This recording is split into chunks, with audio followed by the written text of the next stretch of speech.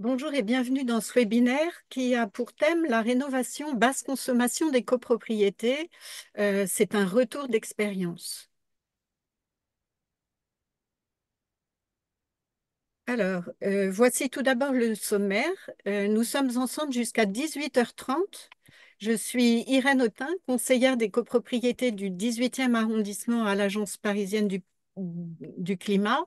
Et je vous présenterai brièvement l'Agence parisienne du climat, puis je laisserai la parole à nos invités pour une présentation à deux voix d'Effinergie et de Reanova qui durera environ 1 heure.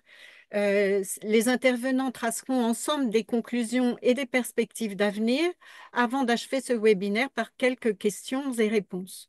Je tiens à vous préciser que le support de présentation de ce webinaire vous sera transmis dans les jours qui suivent.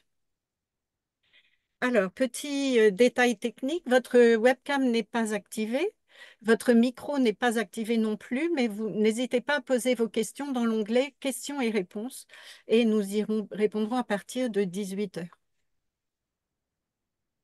Alors, tout d'abord, un très bref aperçu de ce qu'est l'Agence parisienne du climat. Donc, l'Agence parisienne du climat est une association qui accompagne la mise en œuvre des plans climat de la ville de Paris et de la métropole du Grand Paris. Elle est le guichet unique de la rénovation énergétique à Paris et elle fait partie également des espaces France Rénov'. L'Agence parisienne du climat mène tout au long de l'année de nombreuses actions en lien avec les enjeux environnementaux de la ville dense, du bâti et de l'énergie. C'est une agence qui accompagne aussi bien les particuliers que les professionnels pour faciliter le dialogue entre les parties et impulser la montée en compétences. Elle anime l'observatoire Coach CoPro pour donner une visibilité aux décideurs de la dynamique de la rénovation environnementale des copropriétés sur le territoire parisien. Enfin, elle est la porte d'entrée pour les copropriétaires pour accéder à tous les dispositifs d'aide parisiens et métropolitains, CoProASIS et CoRénovo Paris, par exemple. Je vais vous présenter brièvement la plateforme Coach CoPro, qui a pour but de répondre aux enjeux de la transition énergétique. C'est une plateforme nationale. Elle est notre outil de travail à l'Agence parisienne du climat et elle nous permet de faire le lien avec tous les acteurs de la rénovation énergétique. On y trouve un centre de ressources sur Coach CoPro, un exemple de copropriété rénovée, un annuaire pour trouver les professionnels, les bons professionnels pour des travaux en copropriété en Île-de-France. Je vous le présenterai tout à l'heure. Il existe une newsletter sur Coach CoPro, Fil CoPro, qui est dédiée aux professionnels de la rénovation. Et enfin, elle propose également des formations dédiées à la rénovation énergétique. L'annuaire de Coach CoPro, c'est un annuaire sur lequel, parmi toutes les ressources de Coach CoPro, il y en a une en particulier qui est fondamentale, c'est cet annuaire dans lequel votre entreprise figure probablement et qui compte à ce jour la présentation de 832 professionnels, présentations illustrées d'exemples de réalisations concrètes. Enfin, les solutions pro, donc le webinaire auquel vous êtes inscrit et que vous allez suivre aujourd'hui, c'est un rendez-vous mensuel dédié en premier lieu aux professionnels. Ces webinaires sont destinés à devenir des outils de référence actualisés sur tous les sujets en jeu actuellement. Et les solutions pro, c'est un webinaire par mois pour rester informé sur les évolutions et les innovations en rénovation énergétique.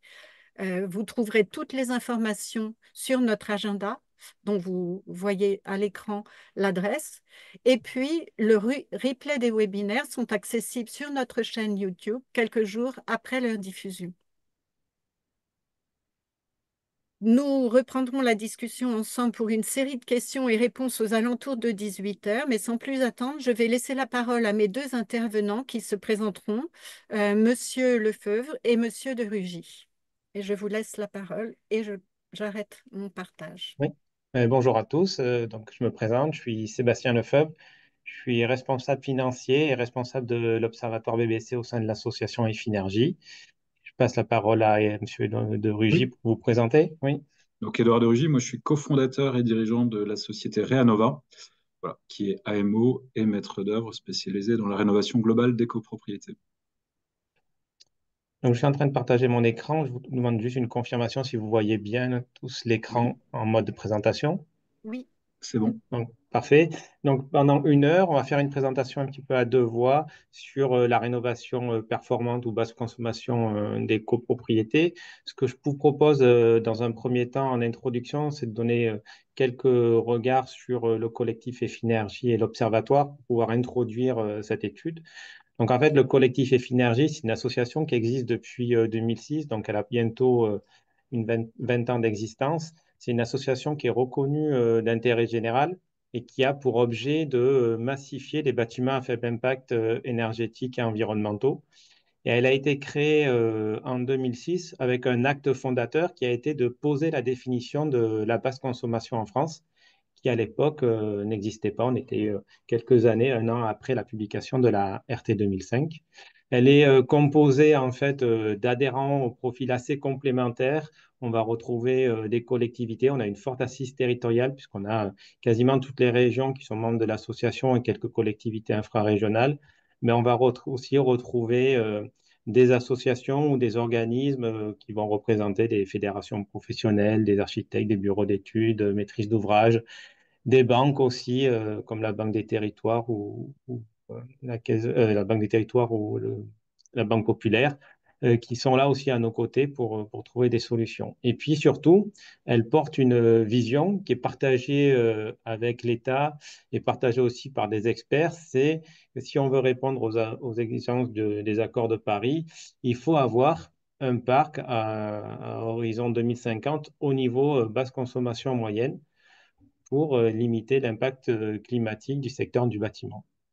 Donc, en fait, pour mettre en œuvre cet objet, l'association Effinergie, elle agit principalement sur 4 leviers. Le premier, ben, comme son acte fondateur, hein, on invente des labels qui préfigurent les réglementations. Donc, on a souvent quelques années d'avance sur les futures réglementations, ce qui nous permet de tester un petit peu des exigences qui sont innovantes et qui seront peut-être, si l'État est d'accord, réintégrées dans des réglementations et donc applicables à l'ensemble de la filière du bâtiment. Donc ça, c'est le premier acte, on invente des labels.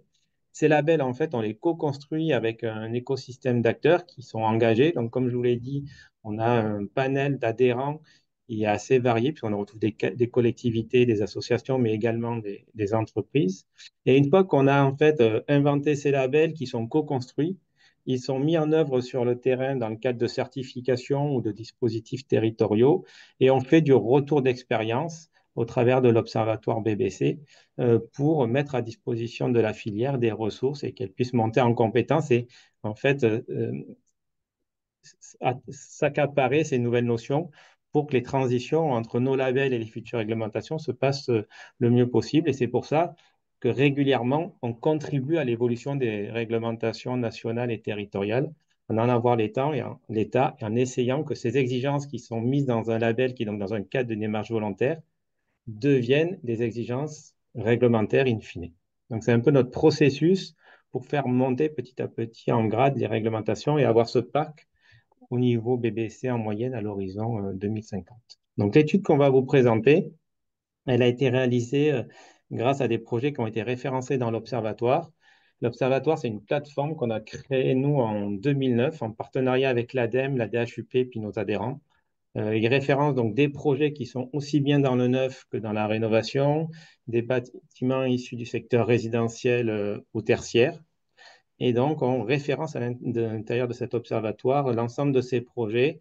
Je dis aussi qu'ils sont issus de différentes sources, donc ils peuvent être soit des projets certifiés, soit des projets issus de dispositifs territoriaux. On verra que ça a une importance après lorsqu'on analyse les projets. Et on met à disposition, du coup, gratuitement, de la filière des bâtiments, différents services, donc des fiches retour d'expérience pour que des acteurs puissent identifier des projets similaires à ceux dans lesquels ils vont s'engager. Si possible, proche de chez vous ou avec des caractéristiques techniques qui sont identifiées que vous recherchez. Donc, vous allez pouvoir avoir des recherches multicritères sur des matériaux, des systèmes énergétiques, des niveaux de performance, des caractères patrimoniaux pour pouvoir identifier des projets. On essaye aussi d'évaluer les évolutions du marché pour aussi bien alimenter des réflexions de collectivités territoriales par rapport à leur politique énergétique ou bien des entreprises par rapport à des opportunités de marché, ce qu'on appelle stratégie commerciale, mais plutôt des opportunités de marché. Et cet observatoire, mais aussi des statistiques. Donc, une fois qu'on a des visions plutôt par bâtiment dans les fiches retour d'expérience, on essaye de donner des visions plus transversales sur des statistiques, sur les solutions techniques qui sont mises en œuvre pour pouvoir atteindre ces objectifs de label de performance en œuvre dans la rénovation. Et en fait, c'est ce volet-là qu'on va plutôt étudier aujourd'hui, plus spécifiquement sur la rénovation des copropriétés. Et ensuite, on met à disposition des ressources pédagogiques gratuites, des études, des guides, des statistiques pour, encore une fois, que la filière puisse monter en compétences et s'accaparer ces nouveaux sujets. Donc, si on avance un petit peu dans la présentation, on s'intéresse à la rénovation basse consommation des copropriétés. Il me semble important, dans un premier temps, de repositionner un petit peu la définition de la basse consommation et ce qu'elle représente aujourd'hui dans le marché de la rénovation en France. Donc, dans un premier temps, juste pour que vous ayez bien en tête la définition du label BBC Finergie Rénovation et celle qui est prise en compte dans l'étude, en fait, la rénovation basse consommation a été définie pour la première fois dans un arrêté de 2009 qui a porté en fait pour la première fois les critères de la basse consommation en France dans le secteur de la rénovation. Ce critère-là, il a été repris dans des documents, on va dire, de planification comme la stratégie nationale bas carbone par l'État qui a fixé cet objectif de consommation en moyenne à l'horizon 2050, je l'ai dit tout à l'heure en introduction. Et puis, il est resté, on va dire, ces critères-là assez figés jusqu'en 2021, où Effinergie a un petit peu fait évoluer les critères du label, peut-être pour être plus spécifique, pour expliquer. En fait, la basse consommation, elle est définie par des critères qui sont dans un arrêté et qui sont complétés par des règles techniques Effinergie. Et donc, en 2021, on a modifié les règles techniques Effinergie pour rajouter des exigences sur le volet carbone, ce qui nous a donné le nouveau label bâtiment BBC Finergie Rénovation basse consommation et bas carbone. Et puis, en 2024 est arrivé un nouveau label, on en parlera plus tard. Mais dans le cadre de l'étude qu'on va faire, on va s'intéresser uniquement à cette partie-là des bâtiments, puisqu'on n'avait pas encore, nous, aujourd'hui, de projets qui sont sortis de terre en copropriété sur ce nouveau label. On y reviendra à la fin de la présentation. Aujourd'hui, l'ensemble de ces labels en France, en rénovation, il regroupe dans le secteur résidentiel plus de 400 000 logements, ça fait 5 000 opérations, enfin 5 000 bâtiments. Ça représente 1 à 2 du parc français. Ces rénovations basse consommation sont principalement portées par les logements collectifs. Vous voyez, c'est 84 des bâtiments en rénovation BBC sont des logements collectifs. Et vous voyez surtout que 95 de ces logements sont des logements sociaux. Donc, en fait, la rénovation de la basse consommation des copropriétés c'est un secteur, on va dire, c'est une niche aujourd'hui, une niche qui est importante, qui est nécessaire de traiter. Mais jusqu'à maintenant, nous, on s'était énormément intéressé à la rénovation des logements sociaux parce qu'ils représentaient 95 du parc et peu à la rénovation des copropriétés. Donc, c'était vraiment un nouveau sujet qui nous intéressait énormément de creuser. On peut voir aussi que ces rénovations basse consommation sont principalement situées autour de 5 grands pôles régionaux donc en Île-de-France, Auvergne-Rhône-Alpes, Hauts-de-France, Grand Est, Normandie. On va retrouver, comme ça touche surtout le parc du logement collectif, on va retrouver aussi des pôles urbains denses où on a un parc de logement collectif important. Par contre, si on s'amuse à regarder, entre guillemets, la clé de répartition des rénovations, clés de répartition géographique des rénovations basse consommation suivant les types de logements, vous pouvez le voir sur le site de l'Observatoire, j'ai mis le lien directement, on peut voir que cette clé de répartition dépend du type de logement, c'est-à-dire que les logements collectifs vont être donc dans ces pôles un peu urbains, alors qu'on va retrouver les rénovations de maisons individuelles ou maisons individuelles groupées dans d'autres bassins géographiques. Je vous propose de passer sur ce point-là et d'attaquer directement plutôt le focus sur la rénovation basse consommation des copropriétés. Donc, concrètement, aujourd'hui, pourquoi on s'est intéressé à cette rénovation des copropriétés? Tout d'abord, c'est par rapport à l'enjeu que ça représente. Aujourd'hui, on a presque 10 millions de logements qui sont concernés par des copropriétés. Ça fait 750 000 à peu près copropriétés. Surtout, On a vu une évolution du parc. Il y a une trentaine d'années, les copropriétés représentaient 20% du parc. C'est aujourd'hui 28% du parc. Donc, il y a une forte progression d'occupation de logements en copropriété. Et surtout, on identifie près de 15% de logements en passoire énergétique, avec une nécessité donc de sortir les personnes qui habitent dans ces logements de la précarité énergétique et de changer d'étiquette énergétique. Et puis, on a aussi le constat qu'on se retrouve dans des copropriétés qui ont moins de 50 lots, donc avec une approche peut-être différente en fonction du nombre de lots qui vont composer la copropriété. Et donc, un enjeu de se dire qu'il y a un fort gisement d'économie d'énergie et qu'en fait, les copropriétés peuvent contribuer à l'atteinte des objectifs climatiques au même titre que le logement social ou la rénovation du parc privé des maisons individuelles. L'autre point important à regarder ou à investiguer, c'est lorsqu'on regarde le contexte humain associé à la rénovation des basses consommations des copropriétés ou de manière générale à la rénovation des copropriétés, c'est qu'il y a des études qui montrent qu'aujourd'hui, un copropriétaire sur deux a conscience que dans les années à venir, il va devoir faire des travaux de rénovation énergétique dans le futur. Donc, autant identifier cette appétence et aussi les accompagner de la meilleure manière possible pour que ces travaux soient réalisés de manière qualitative et aussi quantitative. On voit aussi que l'État a mis en place des politiques publiques qui vont inciter à rénover de plus en plus les copropriétés à travers de différents dispositifs. Et puis on constate aussi, d'un point de vue plus sociologique, qu'à la différence des logements sociaux, la rénovation des copropriétés, en fait, va mobiliser des acteurs et des copropriétaires autour, donc on dit, d'une aventure collective et humaine, souvent sur un temps long parce que la prise de décision est échelonnée sur plusieurs années, mais surtout qu'on va devoir arriver à mobiliser des personnes qui vont peut-être avoir des intérêts euh, qui peuvent être divergents suivant les cas, en fonction de l'antériorité de travaux, en fonction de la sociologie des personnes, de l'âge, etc. Et que donc, du coup, il y a un enjeu à exploiter au maximum le gisement d'économie d'énergie quand on s'engage dans ces travaux de rénovation des copropriétés. Oui, peut-être pour compléter un petit peu ce que vous dites, Monsieur Lefebvre, effectivement, dans la copropriété, on se rend bien compte que ces projets, il y en aura un tous les 30 ans. C'est très long à mettre en œuvre et on n'a pas 36 fenêtres de tir. Donc, ils sont très longs à monter et ils sont très rares. Et donc, c'est très important au moment où ces projets émergent de vraiment faire en sorte que cette rénovation soit réussie et de pousser au maximum les conseils syndicaux et les copropriétaires à aller chercher la basse consommation, en tout cas à faire vraiment un projet ambitieux. Parce que tout ce qui ne sera pas fait dans le cadre de cette rénovation globale, il y a peu de chances que ce soit fait après. Et ça, c'est le premier point. Donc, et le deuxième, c'est que souvent, les conseils syndicaux, enfin moi je constate en tout cas avec notre expérience, qu'ils sont vraiment ouverts, ou en tout cas un certain nombre sont prêts à aller, et sont même étonnés que la copropriété aille plus loin que ce qu'ils avaient imaginé au début. Et donc, il faut, voilà, c'est vraiment important de bien conseiller ces copropriétés, de les inciter à aller au maximum, de bien leur montrer l'intérêt et tout le potentiel qu'ils ont à aller jusqu'à la rénovation BBC.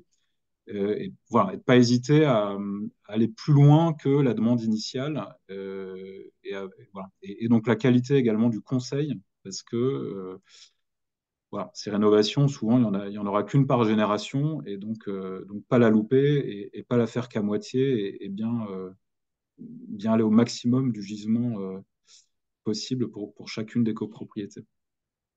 Oui, tout à fait.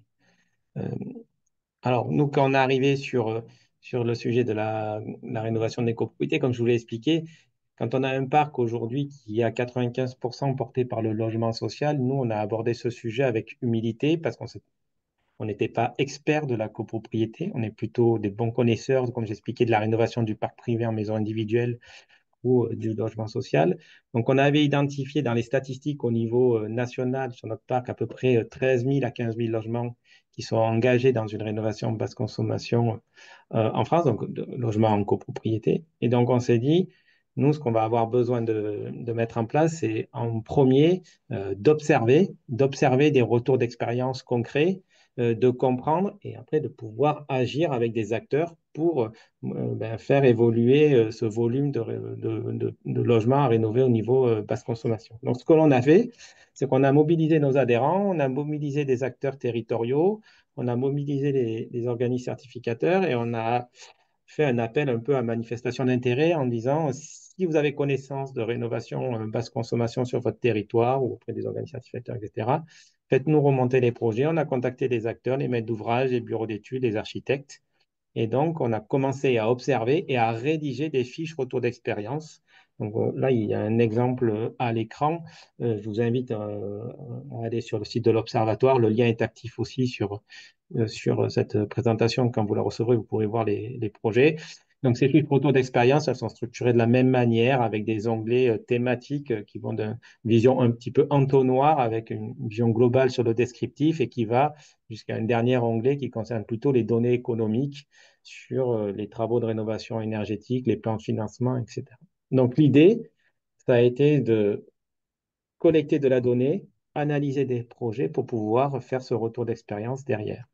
Donc, en fait, le périmètre de l'étude, pour le rappeler, maintenant, on va y rentrer dans le vif du sujet, c'est qu'on a étudié 138 logements, ça représente à peu près 10 000 logements de copropriété. Ces logements et ces opérations étaient issus à la fois de projets, donc, comme j'ai expliqué, engagés dans une certification auprès d'un organisme certificateur, ou bien qui étaient engagés dans une rénovation dans le cadre d'un dispositif porté par une collectivité territoriale. Donc, on en a eu par la ville de Paris, on en a eu dans le cadre de l'APC, on en a eu en région Grand Est, on va voir un petit peu le périmètre géographique. La seule exigence que l'on avait, principalement, c'était qu'à minima, le niveau énergétique visé soit le niveau basse consommation défini dans le cadre du label publié et actif entre 2009 et 2021, donc utilisant pour les plus puristes sur les bureaux d'études la méthode THCEX. Donc l'échantillon qui a été étudié, en fait, c'était 138 bâtiments qui se caractérisaient par une répartition géographique donnée. On retrouve beaucoup de bâtiments, presque 80%, qui sont situés donc, en région H1A, H1B, H1B principalement. Des bâtiments qui sont plutôt construits post-guerre et notamment plutôt dans une fenêtre de tir entre 1960 et 1974. Donc, on est avant la première réglementation thermique. Et sur notre échantillon, on avait presque la moitié des projets qui étaient sur des copropriétés de moins de 40 lots. On avait une seule copropriété de plus de 500 lots, donc une très, très grosse copropriété. Donc, vous avez là les clés de répartition sur les graphiques dessous, à la fois sur les répartitions climatiques années et les répartitions par nombre de lots. Donc, on va dire qu'on a principalement plutôt étudié les bâtiments avec entre 10 et 70 lots. Et la surface moyenne des logements, en moyenne, sortait autour de 64 mètres carrés. Donc, on a essayé par la suite, donc maintenant, de caractériser la rénovation basse consommation des copropriétés et en prenant comme premier regard le regard de la performance énergie carbone et comment on pouvait caractériser cette performance dans les copropriétés. Donc, une rénovation BBC, qu'est-ce qu'on a pu voir? On a pu voir que la rénovation des BBC des copropriétés, dans un premier temps, et c'est ce qu'on attend en priorité, puisque c'est la rénovation basse consommation au départ, c'est de réduire l'impact énergétique. Donc, sur le premier graphique, vous voyez clairement qu'en moyenne, on a un gain entre la consommation avant travaux et les consommations après travaux de près de 60%, hein, 57%. Ça représente une réduction des consommations énergétiques par un facteur 3. Et ce gain-là, il est obtenu principalement par une réduction drastique des consommations de chauffage et de CS. On voit aussi qu'il y a peu d'usage de production locale d'électricité qui est introduite au moment de la rénovation basse consommation, c'est-à-dire que cette réduction se fait vraiment par la réduction des besoins et par la mise en place de systèmes des équipements performants. Et puis ça rejoint aussi une remarque que M. De Rugy a fait en introduction tout à l'heure, qui était intéressant de voir, c'est que si on regarde en fait le niveau de consommation qui est atteint après travaux, donc en moyenne 78,6 kWh. Presque ça, c'est pas ça qui est important, mais ce qui est intéressant de voir, c'est qu'une fois que les acteurs se sont engagés dans le projet de rénovation, ils ont fait une rénovation ambitieuse parce qu'ils ne sont pas allés juste au niveau de l'exigence, ils sont allés 20% au-delà de l'exigence. Donc ça traduit bien le fait qu'il y a eu cette volonté de mobiliser les acteurs, et une fois qu'on le fait, on va au maximum du gisement et on ne va pas juste s'arrêter à l'exigence du label, on va aller bien au-delà parce qu'on sent qu'il y a l'opportunité d'aller au maximum et qu'on pourra y revenir difficilement dans un second temps. Donc ça, pour nous, c'était vraiment un résultat qui était intéressant et qui aussi qui caractérisait la rénovation des copropriétés par rapport au logement social. Dans le logement social, le bailleur est plutôt à la recherche d'un compromis entre son investissement et le gain qu'il va y avoir par rapport aussi à la réduction des charges, parce qu'il a lui aussi à gérer un patrimoine et il a une vision plutôt aussi financière de l'opération qui est différente que dans les copropriétés. Donc le premier enseignement, c'est que la rénovation BBC permet de réduire cet impact énergétique. Elle permet également, en parallèle, de réduire les émissions de gaz à effet de serre en exploitation. Donc ça, c'est le deuxième enseignement. Ces émissions de gaz à effet de serre en exploitation, au même titre que des consommations énergétiques, elles sont réduites par un facteur 5 quasiment. Elles sont réduites et elles dépendent également de l'énergie de chauffage qui est utilisée. Sur ce graphique-là, vous avez les émissions de gaz à effet de serre après travaux et vous voyez qu'elles varient en fait entre, on peut dire 2 kg de CO2 mètre carré an à 34. Et en fait, cette évolution dépend de l'énergie de chauffage qui est utilisée. Si vous êtes plutôt chauffé au fioul, bon, il y en a très peu aujourd'hui, au gaz en moyenne, on est plutôt autour de 14-16. Et puis après, si on a introduit des solutions plus décarbonées comme le bois, les packs ou les réseaux de chaleur, on voit qu'on peut avoir des émissions de gaz à effet de serre en exploitation qui sont inférieures. Troisième enseignement qui est important, c'est que si on réduit les consommations énergétiques et les émissions de gaz à effet de serre, on arrive à obtenir ce résultat en agissant en priorité sur la qualité thermique de l'enveloppe et donc en réduisant les besoins. Donc, un des indicateurs qui permet de caractériser cette qualité thermique de l'enveloppe à partir des études thermiques qu'on y avait étudiées, c'est ce qu'on appelle le coefficient des déperditions moyennes du bâtiment, c'est un UBAT. L'importance qu'il faut retenir, c'est plutôt l'écart entre la situation avant et après, où on voit qu'on a amélioré notre qualité d'enveloppe, encore une fois, par un facteur 3 sur les déperditions du bâtiment et de voir aussi également que les déperditions, en fait, post-travaux, aujourd'hui, une fois qu'on a rénové le bâtiment, 25% des déperditions sont issues des murs et 42% proviennent des menuiseries. Donc, on reviendra un peu sur ce point spécifique par rapport à ce taux de 42% qui est relativement élevé par rapport aux rénovations des logements sociaux. On a une explication dans les slides qui viennent par la suite.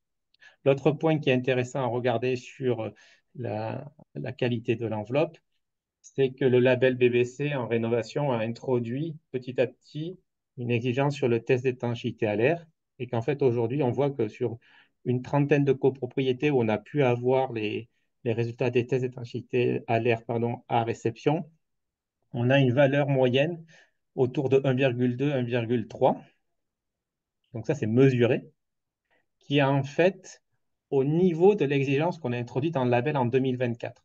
Donc là, qu'est-ce que ça veut dire? Ça met en avant, ça met en lumière le fait que les rénovations, même si on n'avait pas une exigence de seuil dans les précédents labels entre 2009 et 2024, les acteurs qui s'engageaient dans la rénovation des copropriétés avaient vraiment pris en compte cette notion d'étanchéité à l'air pour atteindre l'exigence du label BBC Réno. Voilà. Il y avait la nécessité d'avoir une bonne maîtrise de l'étanchéité à l'air pour atteindre l'exigence. Donc sur ces premiers slides, on vous a montré un petit peu l'impact sur la performance énergie, l'impact carbone, la nécessité d'agir sur l'enveloppe en priorité, mais concrètement, comment on fait pour atteindre ces niveaux de déperdition sur l'enveloppe? Eh bien, vous allez voir un petit peu sur cette infographie, on va aborder point par point, ou lot par lot, un petit peu les spécificités des rénovations. Si on regarde un petit peu les toitures, ce que l'on constate, c'est que vous voyez là qu'on avait dans notre échantillon à peu près les 2 tiers des projets qui étaient en toiture terrasse. 20% en com ou rampant, à peu près le reste, et que pour atteindre le niveau BBC, on est passé de niveau de résistance avant travaux en moyenne à 2 à une valeur moyenne proche de 6 post-travaux, et que ce lot, en fait, a été rénové dans 77% des projets. C'est un taux d'intervention qui est plus faible qu'un logement social. Logement social, on est plutôt autour de 90%. Et j'ai peut-être laissé la parole à M. De Rugy pour donner un éclairage sur ce point. Oui, alors on se demandait voilà, quelles étaient les raisons des écarts avec ce qu'il y a chez les bailleurs sociaux. A priori, la toiture, ce qu'on constate quand même, c'est que de temps en temps, elles sont déjà rénovées ou elles ont été rénovées relativement récemment. En général, les copropriétés les rénovent enfin, dès qu'elles commencent à fuir. Enfin, on attend que ça fuit et puis on la rénove. Mais les toitures terrasses sont rénovées avec isolation. Souvent, enfin, ce qui caractérise la performance d'isolation thermique quand les toitures sont rénovées, bon, c'est l'année où elles ont été rénovées. Il y a quelques années, on mettait encore 6 cm de polyuréthane. Et puis là, depuis quand même au moins 5-6 ans, les étancheurs mettent d'office, ils mettent 12. Hein, voilà, c'est les performances liées au C2E. Ce qui peut arriver, c'est que en fonction de la hauteur de l'acrotère, on se limite à 6 cm, voilà, pour éviter de rentrer dans une rehausse d'acrotère. Mais bon, la plupart du temps, on a du 12 dans ce qui est rénové. Voilà. Mhm. Voilà, et puis on avait aussi noté le point sur les combles, où dans certains cas, ben, les combles sont en accès en partie privative et c'est aussi un frein dans certains cas pour intervenir. Si on regarde le deuxième lot qui est plutôt sur les menuiseries, c'est ce qu'on disait tout à l'heure, je montrais qu'on avait sur la clé de répartition des déperditions thermiques que les menuiseries représentaient 42% lorsqu'on a un logement social. Ce taux est plutôt autour de 25-30. Mais c'est aussi lié au fait qu'on a un taux d'intervention qui est plus faible. On avait 76% des projets qui avaient rénové leur menuiserie, alors qu'on a un taux plus élevé sur le parc social ou les maisons individuelles. Par contre, on voit que lorsqu'elles interviennent, elles améliorent grandement la performance des menuiseries, les châssis qui passent de 7 à 1,6. Bah là, pareil, je vous laisse la parole, Monsieur de Rugy, pour apporter l'éclairage. Pas de... Là, la spécificité en copropriété, mais ça, je pense que tous les participants sont bien conscients de ça, mais c'est que c'est des travaux privatifs, hein, donc c'est un statut Mhm. différent. Autant la toiture ou les murs, c'est collectif, donc ça se vote à la majorité. Là, enfin, ça peut aussi se voter. On peut embarquer le remplacement des fenêtres, mais le coût des fenêtres doit être est géré par les copropriétaires. Et effectivement, on doit faire face à des situations qui sont très différentes, parce que certains appartements les ont rénovés, d'autres partiellement, d'autres pas du tout, d'autres il y a longtemps, d'autres viennent de le faire. Et donc, voilà, c'est ça qui complique ces travaux. Mais effectivement, en chauffage collectif, on se rend compte on a quand même beaucoup de menus. Enfin, dès qu'on est en chauffage collectif, notamment en aluminium, qu'il y a beaucoup de fenêtres qui sont encore d'origine proportionnelle. Quand on regarde les murs, l'enseignement qui était intéressant, c'est que, bon, évidemment, on retrouve une forte amélioration de la résistance thermique des murs en moyenne après rénovation. On voit aussi qu'on a un échantillon pour mémoire qui était vraiment associé à la période 1960-1974 de construction, donc avec pas mal de façades ou de structures en béton, qui est plutôt favorable pour l'isolation, avec un fort taux d'intervention, 95%. Pour ça, nous, ça ne nous choquait pas parce que c'est un lot sur lequel on intervient systématiquement pour atteindre le niveau BBC. Par contre, ce qui nous avait interpellé, c'était plutôt la clé de répartition entre l'ITI et l'ITE, où on retrouve un fort taux d'ITE ici en copropriété, alors que sur les logements sociaux, on a un taux qui n'est pas de l'ordre de 77%, mais plutôt 55-45 entre ITE et ITI. Euh, mais ça, on retrouve les mêmes problématiques qui ont été évoquées auparavant, Monsieur de Rugy, c'est ça à peu Oui, près. c'est essentiellement une question de là réglementaire, c'est-à-dire que en copropriété, le mur, c'est une partie collective. On peut l'isoler par l'extérieur, auquel cas on est sur des charges collectives et voilà, c'est une décision qui se prend en assemblée générale à la majorité absolue. Et en revanche, l'isolation par l'intérieur, là, on est clairement dans des parties privatives et donc contrairement aux fenêtres, on ne peut pas imposer l'isolation par l'intérieur. Et ensuite, dans le cadre des subventions, cette isolation par l'intérieur, comme ce n'est pas un travaux privatif d'intérêt collectif ni un travaux collectif, normalement, on ne peut pas prendre en compte le gain énergétique de cette ITI. Le fait qu'on ne puisse pas l'imposer, qu'on ne puisse pas prendre en compte le gain, fait que la très grosse majorité de l'isolation des murs se fait par l'extérieur. Ce qui est plutôt bénéfique pour le traitement des pans thermiques sur ces copropriétés qui étaient plutôt avec je ne l'ai pas mentionné dans l'introduction, mais on mentionne le nombre d'étages, on allait du R+3 au R+7, donc c'est quand même assez intéressant d'avoir cette ITE. Et sur les planchers bas, ben, un renforcement des, des niveaux de résistance également. Comme on avait pas mal dans notre échantillon de bâtiments sur sous-sol ou parking extérieur, on pouvait avoir des interventions sur le solo-là, peu de bâtiments directement sur terre-pleine, où ça y a une limite un peu d'intervention ou absence d'intervention sur le plancher bas. Je ne sais pas si vous avez un regard particulier sur ce Non. point-là. Ou... Là aussi, on trouve des situations quand même très hétérogènes en copropriété. Il y a aussi pas mal de planchers bas qui ont été rénovés avec les dispositifs C2E à 0 € ou 1 €. Donc il y a déjà souvent on peut trouver un peu d'isolation, des planchers déjà isolés quand on arrive. Voilà, mais pas de, non, Pardon, pas d'autres points particuliers. Oui. rien de particulier sur ce point.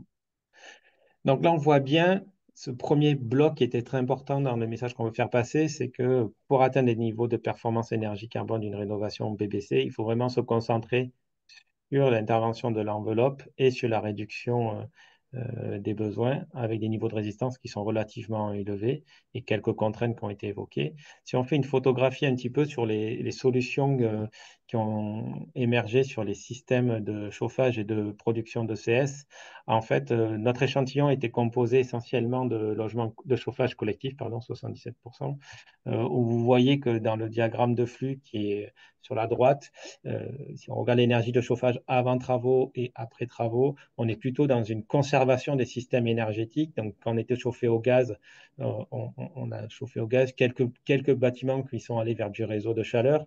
Les réseaux de chaleur ont été conservés lorsqu'il y a eu des raccordements et les changements sont plutôt liés quand on était au fuel. Bon, et puis, des projets où on n'avait pas d'informations avant travaux, donc c'était un peu plus compliqué pour savoir les évolutions. Et ce qui est important, c'est de voir cette situation qui pourrait changer dans le futur, on le verra, avec la mise en place des nouvelles méthodes de calcul.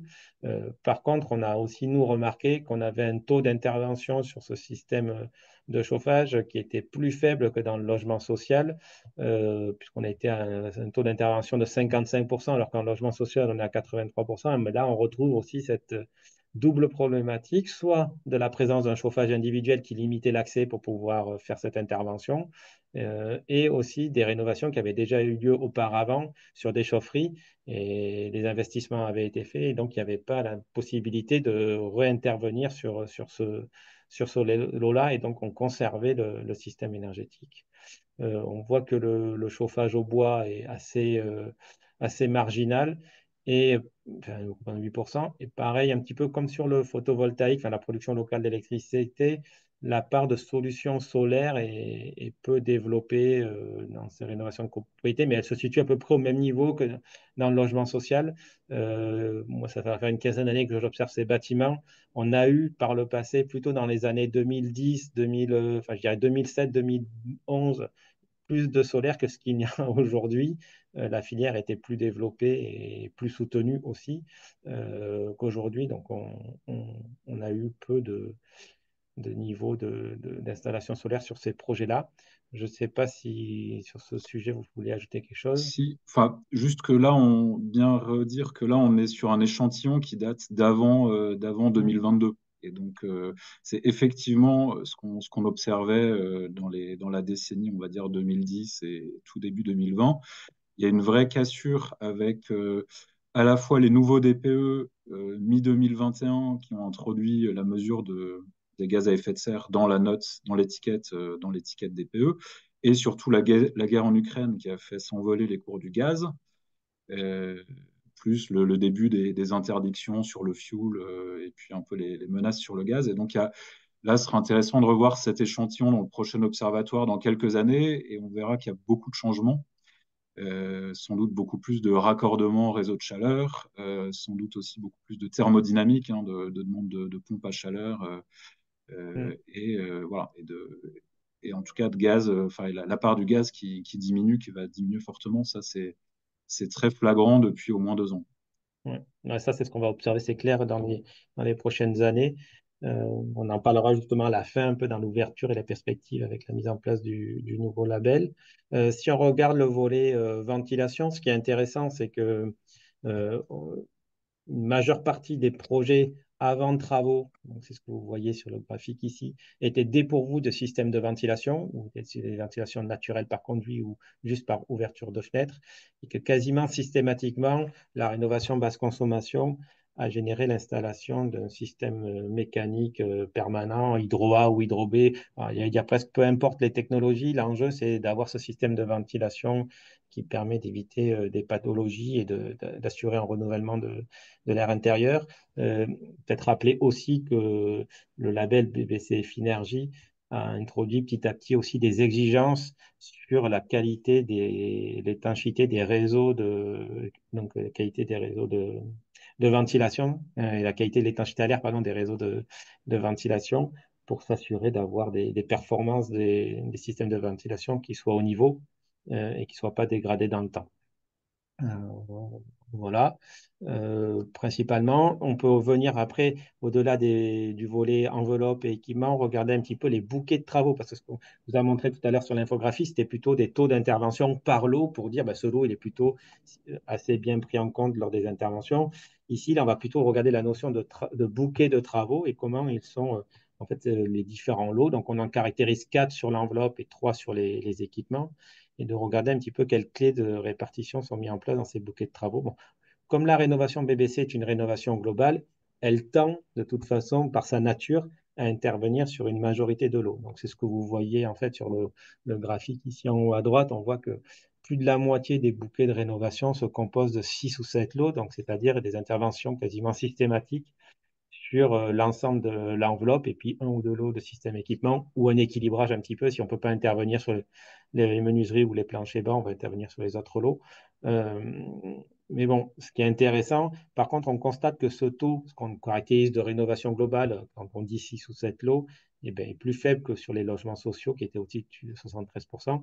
Et là encore, on retrouve toutes les problématiques que l'on a mentionnées auparavant sur les difficultés à intervenir sur certaines parties privatives ou aussi également l'antériorité des travaux qui ont pu être réalisés sur certains lots.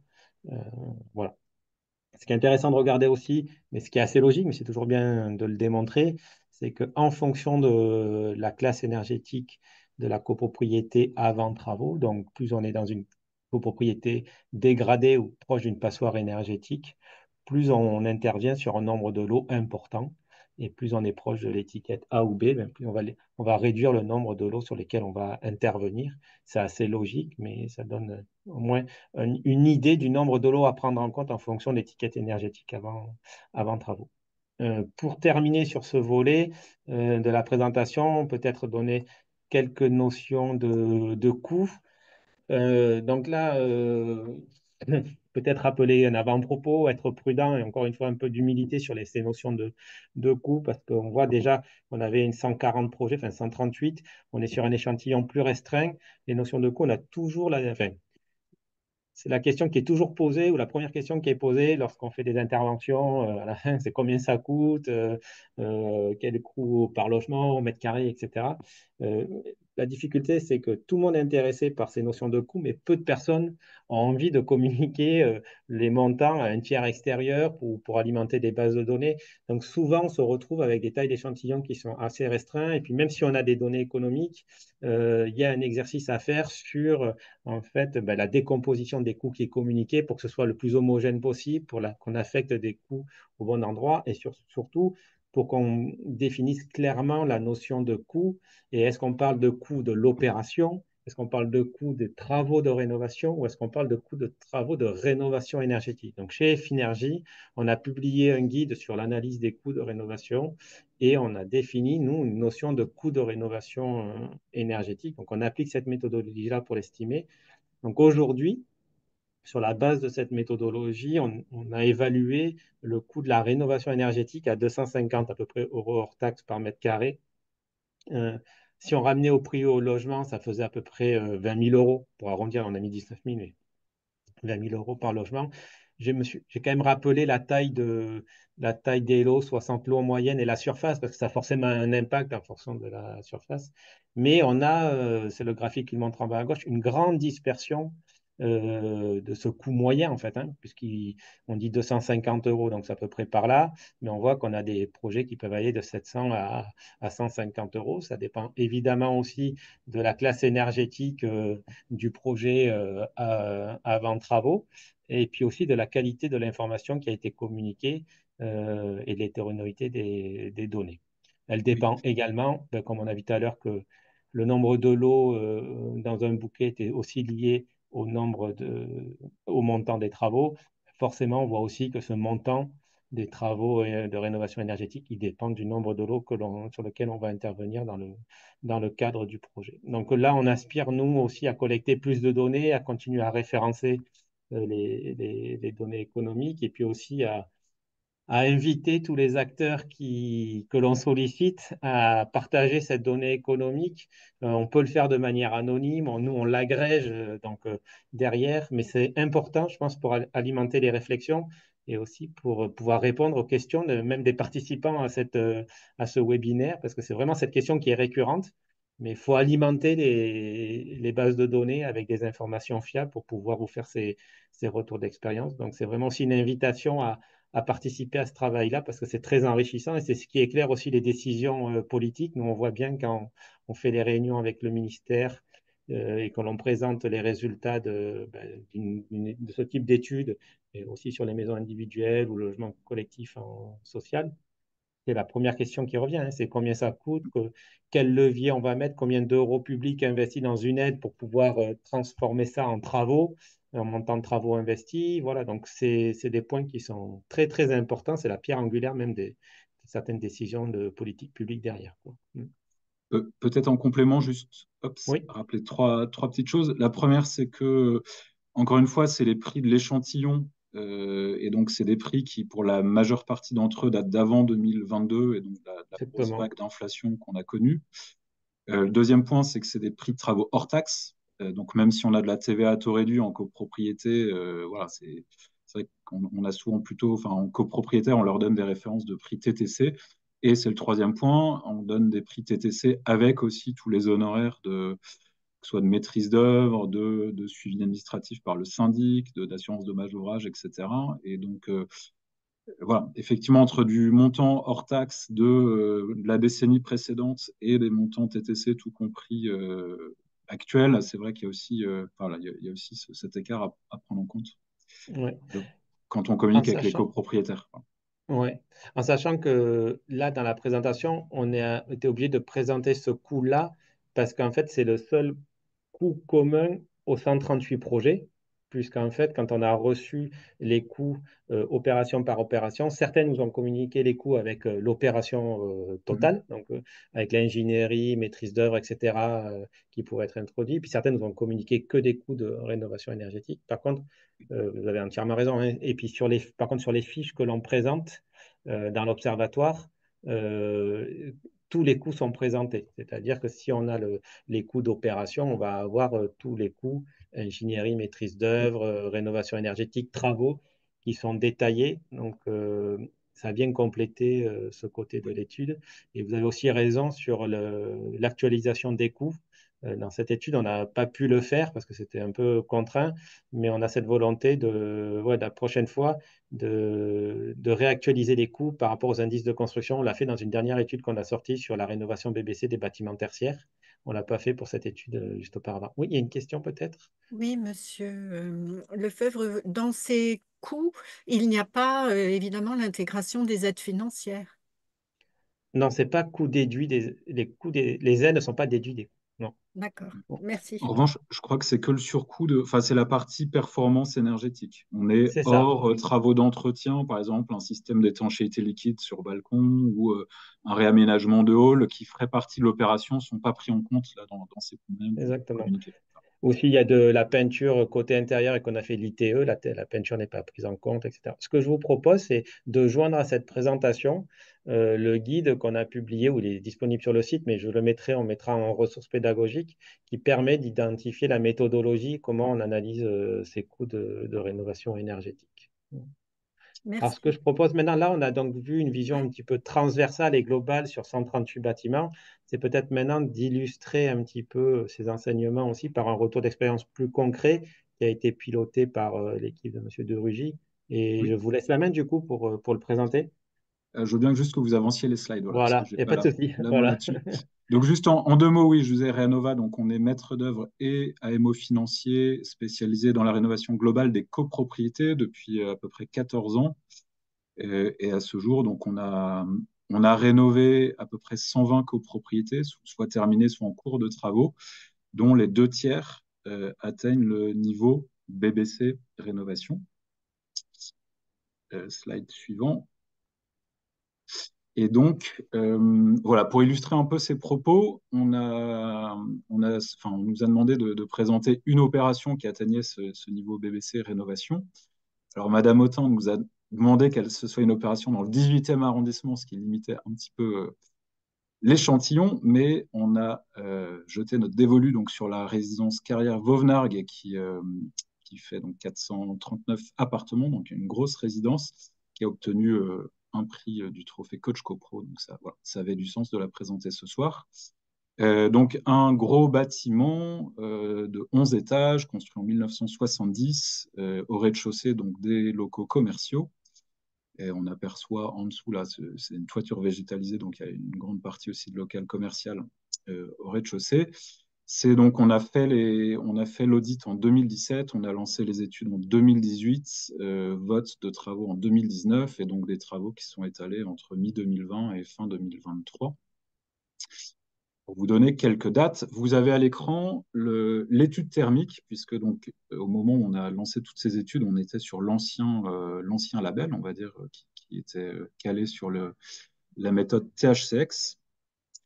Et donc vous voyez que à l'origine, le CEP, donc le CEP initial, voilà, est à 163 kWh d'énergie par mètre carré de chaume et par an. Et donc le CEP projet, donc le CEP du chantier, dans l'étude thermique, ressortait à 70 kWh, donc un gros gain énergétique. On voit dans le tableau juste au-dessus la décomposition de cette consommation d'énergie primaire.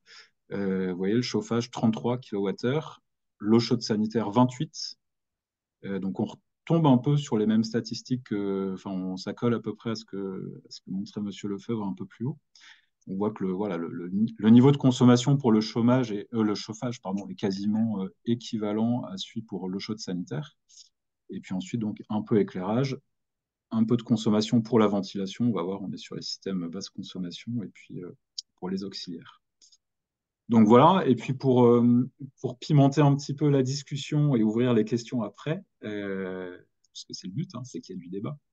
On voit à droite, en bas à droite, donc l'étiquette énergétique de cette opération. On était B sur l'ancien dispositif quand on a commencé les études, et puis patatras quand on a fait le DPE collectif en sortie de projet. Donc on est en étiquette C. Au niveau de la consommation, vous voyez 103 kWh, là on n'est pas très, on est au niveau du B, hein, puisque c'est à 110 la limite. Donc on est en consommation, on est niveau B. En revanche, les émissions de gaz à effet de serre, 17 kWh, font que, voilà, au niveau global, la copropriété aujourd'hui est en C. Et donc aujourd'hui, avec le nouveau label, ne serait pas considérée comme BBC Rénovation, bien que voilà, qu'elle l'ait été au moment où on a fait les études et où on a voté le projet. Mais ça, je le garde pour les questions, qu'on voit bien un peu les incidences de ce nouveau label et voilà, est-ce que ça change le fait maintenant de se baser sur le DPE pour ce label BBC Rénovation et Finergie. Et donc voilà pour la partie énergétique, merci. Donc le message, c'est comment est-ce qu'on a fait pour atteindre ce niveau basse consommation? Voilà, y a rien y a rien de révolutionnaire, il n'y a pas d'isolant extraordinaire sous vide ou de système de chauffage de nouvelle génération. On est avec des méthodes éprouvées. Voilà. Ce qu'il faut, c'est juste plusieurs lots de travaux. Vous voyez, là, il y a 5 lots de travaux.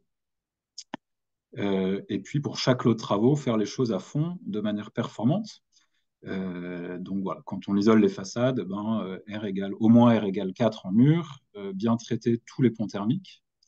Donc là, il y avait, alors c'est une copropriété qui est très vitrée, hein, vous voyez énormément de surface vitrée, mais donc isolation des pignons, isolation, on verra après sur les photos également, mais l'isolation des trumeaux et des allèges en fond de balcon. Donc toutes les parois opaques ont été bien isolées. Voilà pour ce qui concernait les murs. Le deuxième lot, donc menuiserie extérieure, on est venu remplacer toutes les fenêtres d'origine qui étaient en aluminium simple vitrage par des menuiseries aluminium double vitrage performantes. On est venu travailler également sur les coffres de volets roulants, parce que sur chaque fenêtre, il y a des coffres intérieurs, donc un énorme linéaire de coffres de volets roulants qu'on est venu isoler et étancher à l'air, donc en remplaçant toutes les faces, toutes les joues de volets roulants. On a remplacé, donc sous forme d'option, parce que ça ne gênait pas l'isolation, les volets roulants, voilà, pour ceux qui le souhaitaient. Ça, c'était pas obligatoire dans ce projet-là, mais ça l'est quand les volets gênent l'ITE. Storban aussi, ça c'était plutôt pour le confort d'été qu'on a proposé pour tous ceux qui le souhaitaient. Et puis, remplacement des menuiseries des locaux commerciaux de rez-de-chaussée et toutes les menuiseries collectives également qui ont été remplacées à cette occasion. Donc, deuxième lot menuiserie. Troisième lot toiture, donc réfection, donc isolation et étanchéité des toitures, à la fois au R+11 et puis les toitures des locaux commerciaux, dont celle du rez-de-chaussée, alors de l'autre côté du bâtiment, là, de la maquette numérique, qui a été complètement végétalisée. On verra quelques photos. Troisième lot, ventilation. Donc, on était en naturel et on est passé en naturel assisté, donc avec des tourelles, hein. Il y a du tirage naturel avec cette hauteur de bâtiment. Donc, on est passé avec la VNA, hygro-réglable de type B, donc, et les entrées d'air et les bouches qui sont hygro-réglables. Et puis, au niveau du chauffage, donc c'est une copropriété qui était déjà raccordée à la CPCU. Donc, on n'a pas touché à la production de chauffage. On a juste fait l'équilibrage, le désembouage et la mise en place de robinets thermostatiques auto-équilibrants sur chaque radiateur, de manière à pouvoir réguler finement dans chaque pièce de la copropriété. Donc, vous voyez des travaux performants, globaux. Enfin voilà, on est allé changer toutes les fenêtres, isoler tous les coffres, donc des travaux qui ne sont pas simples. On était sur des parties privatives, mais rien d'insurmontable d'un point de vue technique. Voilà, juste après, j'ai mis quelques photos. Donc là, vous voyez bon, une isolation de pignon avec façade ventilée. Là, en fait, on avait, vous le voyez sur la photo à gauche, en fait, tous les murs de refend qui sortaient et qui font les murs de jouets de loggia, en fait, étaient en pâte de verre. Donc ça, on a gardé cette pâte de verre et on l'a même un peu réparée. Donc il fallait trouver voilà, une isolation qui colle avec cette pâte de verre qu'on a laissée sur les parties non isolées. En fond de balcon, comme je vous disais, on est venu isoler les allèges, vous le voyez sur la photo en bas au milieu, isoler les allèges de cuisine et les trumeaux autour de chaque fenêtre. Voilà, juste au-dessus, vous voyez la façade, enfin l'étanchéité et la façade végétalisée. Alors ça n'a pas encore beaucoup poussé là, c'était juste après les travaux, ça venait d'être planté. Au-dessus de ce local commercial qui a été lui isolé sur toutes les façades et toutes les menuiseries remplacées. Et puis voilà, à droite, on voit l'isolation des pignons avec du corian. Voilà, ces travaux qui ont, enfin, l'isolation de façade opaque. Cette page d'après, j'ai remis quelques photos voilà, de la ventilation. Donc, je vous disais ventilation naturelle assistée, hydro-réglable de type B. Et puis, j'ai pris une photo aussi de coffre de volet roulant qu'on est venu isoler, vous voyez, avec de la laine de roche et bien faire une étanchéité à l'air pour éviter qu'il y ait des fuites d'air et éclairs n'entrent de manière non maîtrisée par les coffres de volet roulant. Et puis, mise en place de robinets thermostatiques. Sur la photo, on a l'impression que le tuyau est coupé, c'est juste qu'il arrive du mur. Voilà. Mais donc robinet thermostatique auto-équilibrant sur tous les radiateurs. Et donc le petit commentaire, on a débordé un petit peu, je vais essayer de faire vite, mais voilà, comment atteindre ce niveau BBC rénovation en copropriété? Le triptyque de base, c'est une isolation performante, donc à la fois en paroi courante, mais bien sûr avec les traitements de tous les ponts thermiques. donc y compris les retours de menuiserie, appui linteau, y compris les jonctions avec la toiture, avec les planchers bas. Bien sûr, un travail sur l'étanchéité à l'air.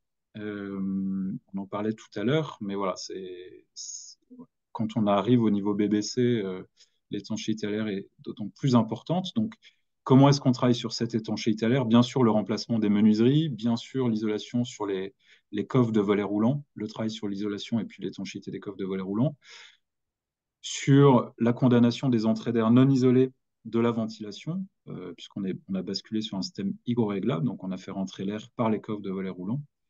On a pu condamner toutes les entrées d'air en façade non utilisées. Un travail sur les vides ordures, c'est souvent une source de fuite d'air dans les appartements. Enfin, et donc, ce type de travaux, c'est aussi l'occasion de condamner ces vides ordures, ce qui est souvent une question difficile en copropriété. Voilà, et donc, nous, notre constat, en tout cas, c'est qu'à l'occasion de ces travaux, on peut facilement embarquer des décisions de condamnation de vide ordures. On peut aller jusqu'à améliorer l'étanchéité des trappes, des gaines techniques quand on a des trappes dans les appartements, qui sont aussi une source de fuite d'air. Et puis, bien sûr, l'étanchéité des portes palières en venant mettre des seuils à la Suisse ou d'autres dispositifs, mais pour bien s'assurer qu'il n'y ait pas de fuite d'air au niveau des portes d'entrée. Voilà, et puis la troisième composante de ce triptyque, c'est isolation, étanchéité à l'air, et bien sûr, derrière, c'est une ventilation performante. Vous voyez sur l'infographie tout à l'heure qu'on a plus de la moitié des cas où on est sur des ventilations de type hygroréglables. Donc là, c'était le cas à Bovenargues, avec la vérification des conduits et de la vacuité des conduits pour s'assurer qu'il n'y ait pas de fuite d'air et que la ventilation fonctionne bien. Voilà, et puis bon, au-delà de ce triptyque, je pense qu'aujourd'hui, pour atteindre ce niveau BBC rénovation en copropriété, on ne peut pas échapper à une régulation finale aussi, avec souvent pas mal de discussions voilà, enfin, sur les robinets thermostatiques qui suscitent toujours beaucoup de débats, mais qui sont assez incontournables, surtout sur cette taille de copropriété. Et puis le dernier point, mais ça c'est aussi pour ouvrir un peu sur la suite, mais source d'énergie décarbonée, puisqu'on voit bien aujourd'hui avec les nouveaux DPE que si on ne travaille pas sur la production d'énergie, et voilà, tant qu'on reste en gaz, en tout cas,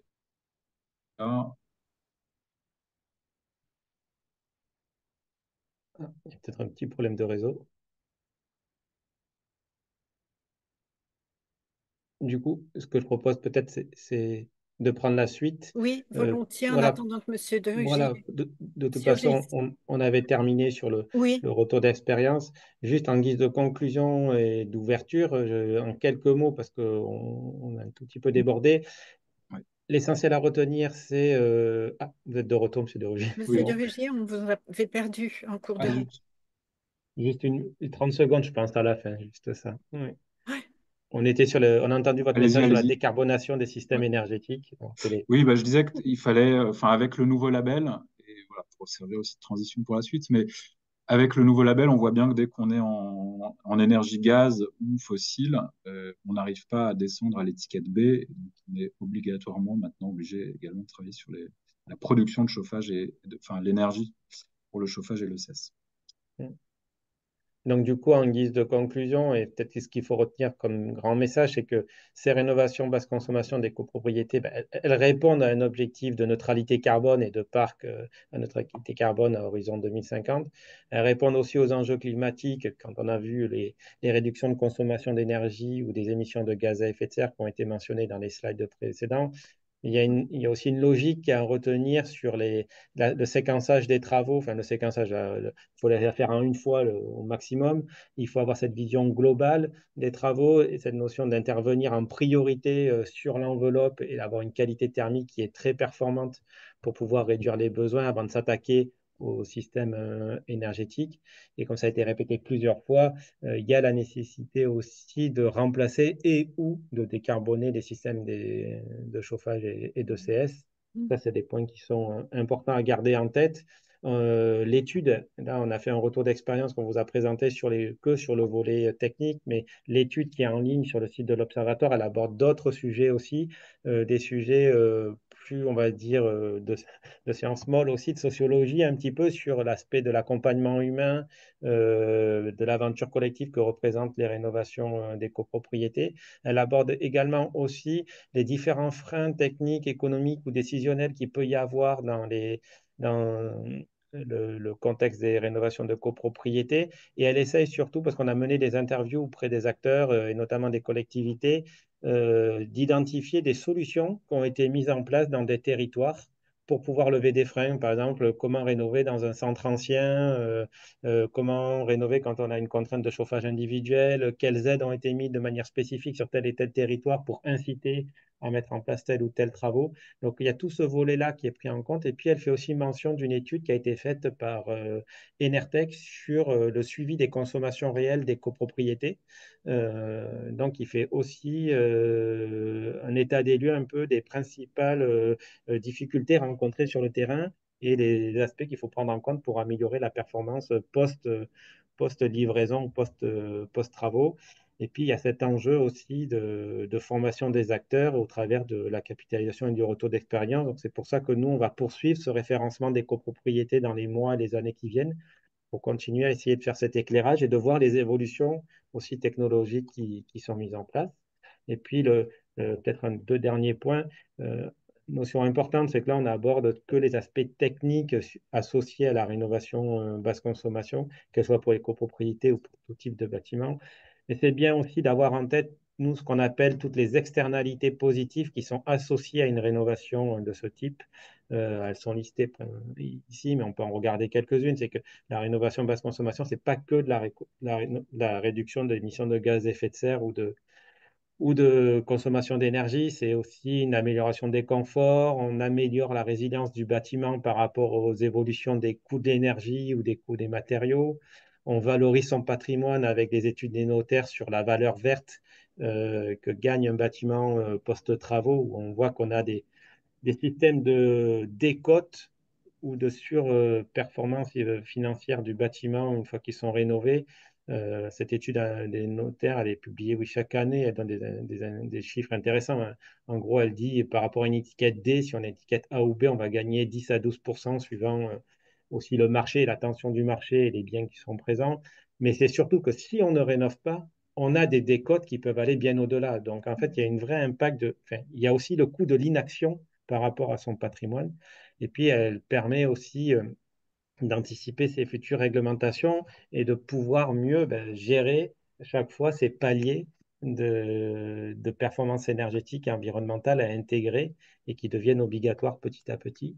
Et puis, un point moi, qui me semble essentiel, c'est que ce projet-là, comme je l'ai dit, c'est une aventure collective, donc ça permet aussi de dynamiser la vie en copropriété, de donner du sens en fait aux habitants, aux propriétaires, aux locataires et de créer du lien social au sein d'une collectivité. Donc ça, c'est quand même assez important aussi dans ces projets de rénovation.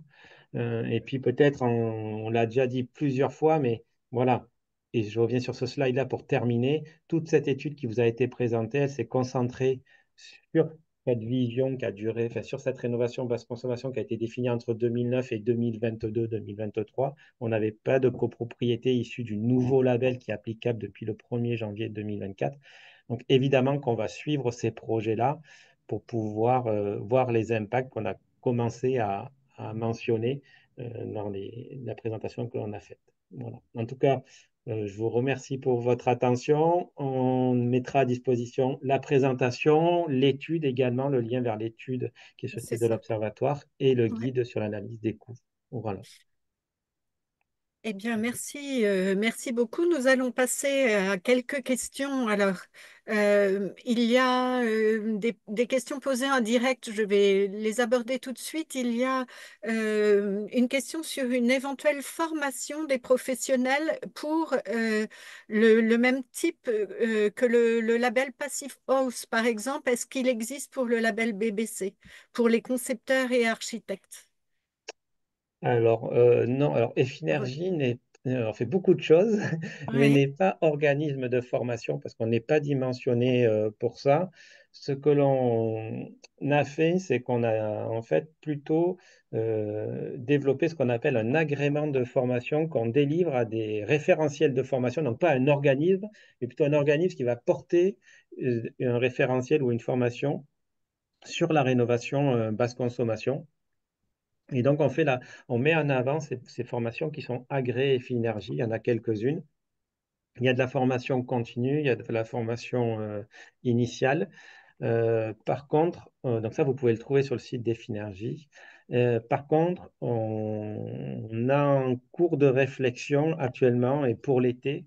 Donc, c'est voilà, de réfléchir, nous, peut-être à poser notre propre référentiel de formation autour de la rénovation basse consommation, parce qu'on a constaté que lorsqu'on intervient comme ça en webinaire ou en conférence, c'est une question qui vient de manière Mm. assez récurrente. Et aussi, on se rend compte qu'il y a certaines entités voilà, qui peuvent porter des messages autour de la basse consommation qui ne correspondent pas forcément à la définition qui sont portées ou les critères qui sont définis dans nos référentiels. Donc voilà, on a peut-être l'ambition, nous aussi, pour le second semestre, d'écrire un référentiel autour de la rénovation basse consommation. Merci, Monsieur Lefebvre. Je vais passer à une seconde question. À quoi correspond le plan initiative copropriété? Attends, Monsieur Durouget, vous savez peut-être mieux que moi en Oui, parler. à l'un ou l'autre. Ah, bah, c'est Sinon, on un... pourra Wow. Vous avez vu ça où dans la présentation? sans doute dans la Oui, présentation, c'est dans les, si... c'est- Ouais, c'était dans les dispositifs publics pour inciter à la rénovation. C'était un ouais, dispositif. Alors moi, je suis pas spécialiste non plus, mais c'est un dispositif qui était porté par l'État pour mobiliser le développement des rénovations des copropriétés. Je pourrais renvoyer, j'ai une ressource bibliographique dessus qu'on pourra aussi joindre à la présentation. très bien, merci. Et puis, du coup, oui, c'était tout au début, oui. J'ai également quelques questions à vous poser. Euh, Est-ce que vous pourriez nous parler du nouveau label, les critères du nouveau label? Alors, on a prévu de faire un prochain webinaire pour approfondir tous ces aspects. Donc, on donne rendez-vous euh, aux participants à ce webinaire, à la fois au- à vous deux, Monsieur Lefebvre et Monsieur de Rugy, et puis également aux personnes qui assistent au webinaire pour un prochain webinaire sur un retour d'expérience peut-être en début 2026. Mais est-ce que vous pourriez quand même expliciter un peu les critères du nouveau label et les conséquences de ces nouveaux critères sur les solutions que vous avez présentées? Oui, alors, du coup, j'ai quelques slides sur ça, je vais les avancer pour les présenter. Donc, il y a juste deux, trois slides. Donc, je vais les mettre comme ça. En fait, donc, fondamentalement, la différence, c'est que historiquement, donc 2009-2024, le 2023, on va dire, la label BBC Rénovation était défini et les projets étaient conçus avec la méthode THEX, méthode de rénovation globale. Lorsqu'on a basculé sur ce nouveau label, l'État en fait, a souhaité depuis plusieurs années que le DPE soit au cœur des politiques publiques et donc a souhaité qu'on fasse une révision du label BBC Énergie Rénovation en s'adossant à la méthode de calcul 3CL DPE 2021. Donc ça, c'est la différence fondamentale par rapport au précédent label. Euh, cette méthode, elle a donc cette double étiquette énergie-carbone qui prend l'étiquette la plus défavorable des deux pour pouvoir donner l'étiquette finale du projet de rénovation. Donc on le verra. Mais au-delà de ça, le label BBC Finergie Rénovation, ces critères, ils s'articulent autour de cette méthode et de critères qui sont intégrés à l'arrêté avec notamment des exigences sur la conservation ou l'installation de certains systèmes de chauffage en gros, qui vise à ne pas installer ou de conserver de chauffage au fioul, de limiter les installations de chauffage au gaz en fonction d'un certain niveau d'émissions carbone notamment. Elle impose des exigences sur la présence des systèmes de ventilation qu'elle soit générale et permanente, ça on en a déjà parlé auparavant, mais c'était déjà, on va dire, quasiment mis en place. Elle a des exigences sur un niveau d'étiquette à atteindre, A ou B. Donc ça, c'est très important de garder en tête qu'il faut... Oh, pardon, excusez-moi, j'ai dû cliquer une fois de trop du coup. Voilà. Il ne faut pas associer le label BBC juste à l'étiquette A ou B. Vous voyez bien que de la méthode DPE, c'est hop, ça défile tout seul, excusez-moi, je ne sais pas pourquoi. Il doit y avoir un timer et je ne le maîtrise pas. Donc, elle impose l'étiquette A ou B. Elle impose en complément d'avoir une vision globale et d'étudier les 7 lots de travaux. Oh, excusez-moi, je vais arrêter le partage, ce sera mieux, et me mettre comme Oui. ça si vous permettez. Je m'excuse, parce que sinon ça va défiler et ce ne sera pas agréable pour des personnes qui sont à distance. Je pense que vous voyez suffisamment comme ça. Oui. Euh, Elle intervient donc sur les 7 postes de travaux qui sont à étudier. Elle dit aussi qu'il faut avoir une vision globale aussi sur le traitement des interfaces entre les lots. C'est-à-dire, si je fais une ITE, eh ben, il faut que j'anticipe l'interface avec aussi les menuiseries ou l'isolation de la toiture. Donc, avoir une vision pas uniquement sur le lot, mais sur la gestion des interfaces. Elle impose des exigences sur l'isolation des réseaux de distribution d'eau chaude et de froid. Elle intervient aussi, donc on revient sur l'importance de la qualité de l'enveloppe. Donc, elle intervient sur un seuil à respecter d'étanchéité à l'air, le fameux coefficient de déperdition thermique où on impose en fait une exigence à respecter pour s'assurer que l'enveloppe sera suffisamment performante. Et puis on impose des exigences plutôt relatives au confort d'été avec la présence de protection solaire extérieure à certains endroits et puis des niveaux de performance de facteurs solaires à respecter sur les menuiseries ou les vitrages que l'on va utiliser. Donc ça, c'est des critères qui sont intégrés au texte de l'arrêté. Et puis, il y a des critères qui sont intégrés aux règles techniques d'Effinergie qui sont toujours associées au texte réglementaire, où on va demander des contrôles et des mesures sur les systèmes de ventilation. Donc, comme je l'ai expliqué, c'est bien de faire des bâtiments qui sont avec des bonnes performances d'enveloppe, avec une maîtrise d'étanchéité à l'air. C'est bien de mettre un système de ventilation, mais il faut aussi contrôler les réseaux de ventilation pour s'assurer qu'ils sont performants et que les bouches installées soient aussi performantes. Il y a l'idée d'introduire la notion de commissionnement, donc pour en fait, dès la phase conception, s'interroger sur la manière dont on va installer, enfin dimensionner, installer et maintenir les systèmes qui sont mis en place pour que la maintenance soit facilitée et que l'exploitation soit facilitée. Et puis tout un travail autour des ponts thermiques et de la gestion des interfaces, j'en ai parlé. Et puis, on introduit de nouvelles notions, une notion autour de la biodiversité. Donc là, ce n'est pas une exigence, on va dire, c'est plutôt une note sur la prise en compte de la biodiversité dans le projet de rénovation. Hein, c'est une sensibilisation à ce sujet-là dans le cadre des rénovations BBC. Et puis pareil, sur l'écomobilité, c'est un outil qu'on a développé plutôt dans le neuf il y a une dizaine d'années aujourd'hui, qui en fait évalue, c'est vraiment de la sensibilisation, ça aussi, ça évalue les consommations énergétiques associées au déplacement des copropriétaires ou des occupants des logements une fois que le projet est rénové en fonction voilà, de la disponibilité de modes de transport doux, du profil des ménages qui habitent dans le logement, etc. Et donc, ça permet en fait d'évaluer cette consommation liée au déplacement et de la porter au regard des consommations énergétiques après rénovation. Et on se rend compte, donc pour les copropriétés, c'est quand même souvent des bâtiments qui sont plutôt en centre urbain, notamment en Île-de-France, mais on peut avoir des copropriétés, notamment des maisons individuelles qui sont assez isolées, où on va faire des gros travaux de rénovation, mais en fait, on va se rendre compte que les gains qu'on a sur la rénovation énergétique sont en fait compensés, c'est pas le bon terme, plutôt détruits par l'impact de la mobilité qui va être associé à ce projet de rénovation. Donc, encore une fois, c'est une idée d'éclairer les maîtres d'ouvrage et de les sensibiliser sur ces notions-là. Voilà. Et d'élargir le spectre un petit peu d'études. Il y a aussi une notion de BBC première étape, mais ce que je vous propose, c'est que cette notion-là, justement, tout le détail de ces labels, on puisse vraiment l'approfondir lors d'un webinaire spécifique.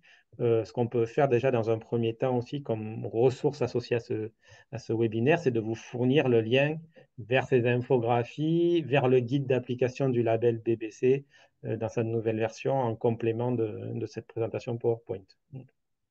Avec Il y a peut-être, plaisir. pardon, excusez-moi. Avec plaisir, Monsieur Lefebvre, Oui. on programmera, on préparera un envoi pour toutes les personnes qui ont assisté à ce webinaire pour enrichir leurs informations. Je vous remercie. Je crois qu'il y avait une question. La deuxième partie, c'était Oui, sur la définition et puis les conséquences, peut-être, c'est ça? c'est ça, absolument. Oui, Ouais. Ça rejoint un petit peu ce qu'a dit Monsieur De Rugy quand on a présenté le retour d'expérience sur les systèmes énergétiques, c'est que, et aussi sur l'exemple concret de la copropriété qui a été rénovée, où en gros, quand elle a été réalisée en 2018, je crois que c'est ça l'étude, sur l'ancienne version du label, vous étiez avec la méthode THX plutôt en niveau BBC, puis quand on passe sur un DPE version 2021, parce que la grille de lecture change en fait, hein, c'est comme si on prenait des nouvelles paires de lunettes et qu'on voyait autrement en fait, on se retrouve à changer d'étiquette. Donc forcément, vu qu'on a une méthode DPE qui prend l'étiquette la plus défavorable entre l'énergie et les carbones, avant, quand on faisait une rénovation énergétique, on baissait les consommations d'énergie. L'impact carbone était de fait amélioré. Mais si vous étiez en gaz, vous vous rappelez le graphique que j'ai montré sur l'émission de gaz à effet de serre post-travaux, vous voyez que quand on avait le fuel, on pouvait être autour de 20-25. Quand on est au gaz, on était autour de 16 d'émissions. Puis quand on était dans des systèmes décarbonés, on était plutôt entre 2 et 6. Donc en fait, la mise en place de cette méthode 3CL, DPE 3CL là, de 2021 va amener à avoir des solutions qui sont plus décarbonées. Oui, pompe à chaleur, enfin, solution thermodynamique, biomasse, réseau de chaleur euh, à contenu carbone plus ou moins, enfin, plus vertueux qu'aujourd'hui. Voilà, donc ça va être principalement ça, les évolutions. Euh, Ça, c'est sûr qu'il va y avoir cet impact-là dans les années qui viennent. Et après, nous, on a une vigilance sur le fait que le- le- la méthode 3CLDPE était initialement une méthode plutôt associée à de la communication grand public pour caractériser une performance énergétique du bâtiment, un peu comme dans l'électroménager, pour savoir si on achetait un frigo qui consommait énormément ou pas. Et là, c'était pour avoir une photographie sur les bâtiments et qu'aujourd'hui, elle est utilisée comme une méthode de conception, ou en tout cas de caractérisation d'une conception. Donc, c'est pour ça que aussi le label, il introduit des critères qui sont au-delà de l'étiquette A ou B. C'est pour ça que j'insiste sur ce message-là que rénover BBC aujourd'hui, ce n'est pas atteindre l'étiquette A ou B, c'est atteindre l'étiquette A ou B avec des compléments, qui sont des critères qui sont complémentaires, pour sécuriser les pentes thermiques, sécuriser l'étanchéité à l'air, de l'enveloppe, du bâti, sécuriser la performance thermique de l'enveloppe. Donc, avoir tous ces critères complémentaires sur le confort d'été, etc., etc. Donc, ça, c'est vraiment un élément fondamental de ne pas se limiter à dire Renault BBC égale étiquette A ou B. Ah, oui. Voilà. Et rien n'interdit en soi.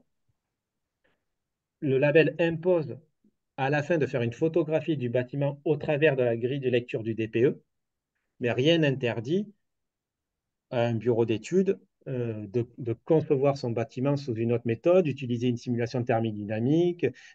D'ailleurs, peut-être à rappeler que la RT globale est obligatoire dans certains cas en fonction d'une certaine surface. Donc, suivant le nombre de lots qu'il y a dans une copropriété, de fait, la RT globale devra s'appliquer et le calcul en méthode THX devra se faire. Donc, rien n'empêche d'utiliser ces méthodes-là de conception et de valider en parallèle qu'on atteint ces étiquettes A ou B du DPE. Mais en fait, l'atteinte du A ou B, c'est une grille de lecture. Ce n'est pas forcément l'obligation de passer par ces méthodes-là pour concevoir le bâtiment. Voilà. Très bien, merci. Une dernière question avant de conclure ce webinaire. Comment peut-on faire certifier un bâtiment et quel est son coût? Alors, pour faire certifier le bâtiment, en fait, Efinergie n'est pas un organisme de certification depuis l'origine d'Efinergie. En fait, on conventionne avec l'État, puisque c'est des labels d'État, et on conventionne aussi avec des organismes certificateurs. Donc aujourd'hui, les labels, il faut déposer une demande auprès d'un organisme certificateur. Pareil, on pourra envoyer le lien pour aller accéder au site d'Efinergie. En Mhm. fait, on a 4 organismes certificateurs qui sont conventionnés. Dans le secteur résidentiel, il y en a 3. Donc Promotelex Service, Qualitel et Prestataire. En fait, ce qui est important, c'est de déposer le plus tôt possible dans la demande de certification auprès de l'organisme certificateur, parce qu'on ne fait pas une certification a posteriori, une fois que le bâtiment est rénové, construit. Ça se fait au fil du projet. Et surtout, chaque organisme certificateur a un référentiel qui lui est propre. Donc, c'est important de voir comment le label s'inscrit dans ce référentiel et s'il correspond aussi à votre démarche et on va dire, à la volonté des copropriétaires. Donc ça, c'est important. Et après, en termes de coût, alors ce qui est important, c'est que vous déposez un dossier en gros assez tôt, et puis ça va vous accompagner jusqu'à la réception du bâtiment, au moment où vous allez avoir tous les tests d'étanchéité qui vont être réalisés, les contrôles à réception, où là, à partir de ce moment-là, le maître d'ouvrage recevra le label par l'organisme certificateur. Et le coût, les coûts, alors c'est compliqué, enfin, c'est pas compliqué, non, mais en gros, souvent, ça part sur un socle de base et puis un tarif de base, et ça va évoluer en fonction du nombre de logements qui sont pris en compte pour donner un peu un ordre d'idée comme ça. Si on est sur des copros qui sont autour de 10 logements, ça va être 2 000 à 3 000 euros. Lorsqu'on monte à regarder à peu près une centaine de logements, c'est 7 à 9 000 euros. Après, il y a un peu un plafond. Quand on arrive sur des grosses copropriétés de 300 logements, des choses comme ça, on est autour de 14 à 15 000 euros. Mais ça vous donne D'accord. Après, il faut aller voir Ouais. les organismes certificateurs. Là, je vous donne trois chiffres un peu comme ça par palier. Ouais. Et ça dépend des spécificités de chaque projet, mais ça vous donne un ordre d'idée. Le point qui est important peut-être, c'est que ça peut paraître un investissement quand je vous annonce les montants comme ça. On s'est interrogé quand on a préparé la réunion avec M. De Rugy sur Mhm. la copropriété qu'il a présentée. Oui. C'était à peu près 10 millions d'euros de travaux. Oui. Et pour un coût de certification, on avait estimé autour de 10 ou 12 000 euros.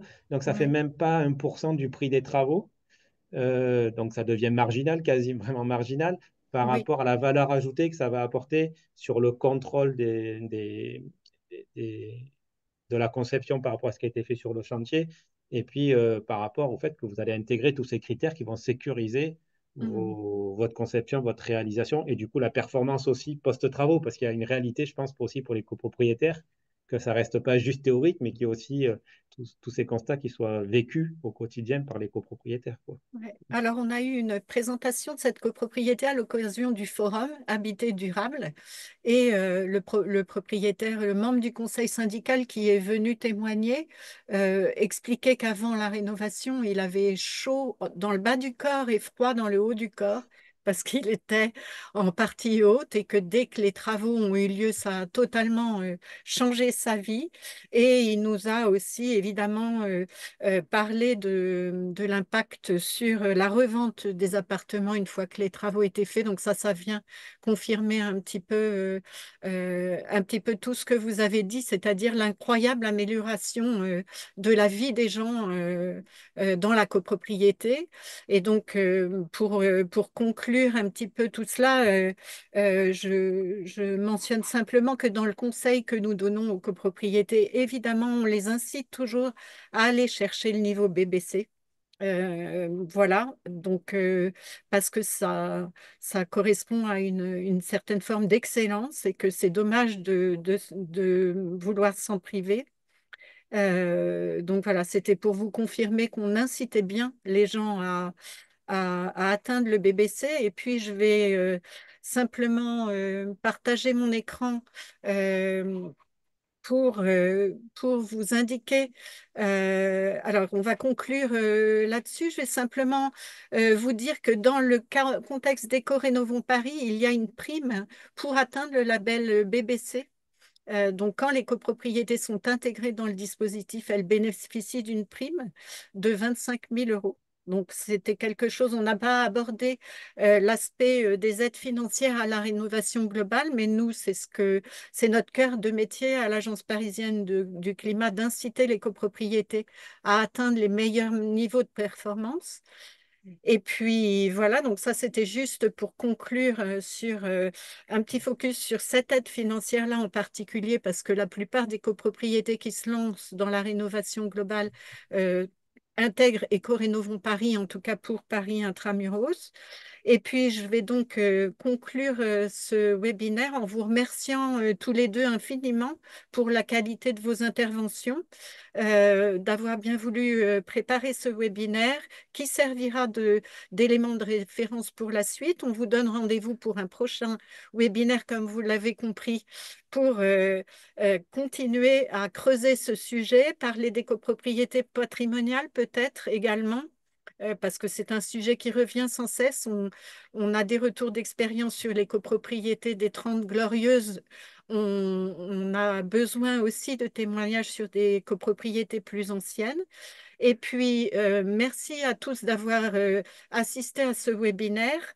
Je vous invite au prochain webinaire Solutions Pro, les systèmes de préfinancement et financement de travaux de rénovation énergétique le 26 mai. Et un autre rendez-vous destiné aux professionnels, mener une rénovation énergétique en copropriété le 15 et le 16 mai. Il faut s'inscrire pour ces deux événements, mais voilà, en tous les cas, vous êtes invités avec plaisir à y assister. Et puis, je vous souhaite une excellente soirée. Merci encore et peut-être à bientôt. Au revoir. Merci beaucoup. Merci. Au revoir. Au revoir.